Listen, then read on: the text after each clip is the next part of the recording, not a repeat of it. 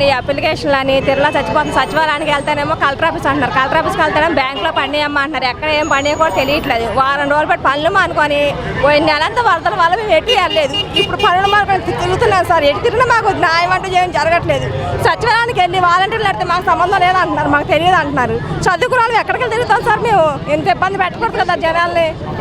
బ్యాంకులో ఏమో పడలేదు అంటున్నారు, అక్కడికి వెళ్తే పండి అని చెప్తున్నారు. మళ్ళీ అప్లికేషన్ తీసుకొని వచ్చాము. ఏమంటున్నారు కలెక్టర్ ఆఫీస్ అప్లికేషన్ ఇమ్మన్నారు సార్, ఇవ్వడానికి వెళ్తున్నాము. మరి ఇంకా ఏం చెప్తారంటే ఇంకా తెలియదు సార్ మాకు.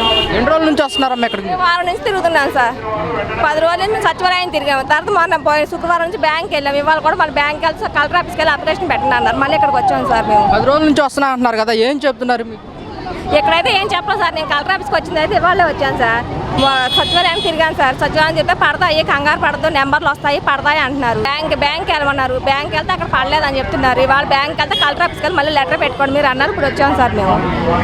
ఇదే సరిపోతుంది సార్, తిరగడమే సరిపోతుంది. పనులు మానుకోండి, పనులకి వెళ్ళిపోతే ఇళ్ళలో గడవదు. 4 రోజులు బట్టి ఇంట్లో ఉన్నాం మేము. ఎలా గడుతుంది సార్? మరి పడిన డబ్బులైనా కరెక్ట్గా పడాలి కదా, అయ్యి లేవు సార్. మరి 2 రోజుల నుంచి తిరుగుతున్నామండి, ఒక్క పని అవ్వట్లేదు. సచివాలయానికి వెళ్తే సమాధానం లేదు, ఏమి సామానం అన్నీ పోయినాయండి. మావి ఎక్కడికి వెళ్ళాలి, ఎవరిని అడగాలి? ఎన్ని రోజులు తీసుకొస్తున్నాము, ఇప్పుడు కూడా పెట్టుకొని అన్నారు. మళ్ళీ ఇటు వస్తే ఇక్కడ పెడుతున్నాం అన్నారు. మళ్ళీ పిన్నులు లేవంటున్నారు, అవి లేవంటున్నారు, అన్నీ ఇమ్మంటున్నారు సార్. ఏం చెయ్యము, వరద వచ్చేలా అయిపోతే ఎండలో ఎలా తిరుగుతాం? పిల్లలు వదిలేసుకుని ఎవరు చేస్తారు మాకు? ఎవరు చేసేవాళ్ళు ఒక్క మగవాళ్ళు లేరు. ఎక్కడికి వస్తాం? ఆడవాళ్ళు ఎంత తిరుగుతాం? సచివాలయంలోకి వెళ్తే ఒక్క ఆడవాళ్ళు పట్టించుకోవట్లా, చెయ్యట్లా, మా సంబంధం లేదంటున్నారు. పెట్టామంటున్నారు, ఈ రోజు పెట్టలా. బ్యాంకులకి వెళ్తున్నాం, అన్నీ తిరుగుతున్నాం, ఎక్కడ అవ్వట్లా.